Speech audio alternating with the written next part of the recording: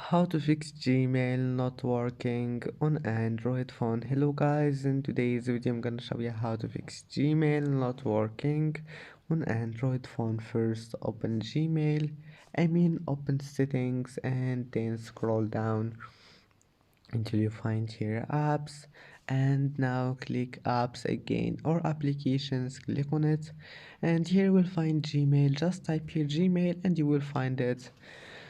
And now all you need to do first, just click for stop and then go to storage, click clear cache, and now your problem must be fixed. But if that doesn't fix your problem, open permissions.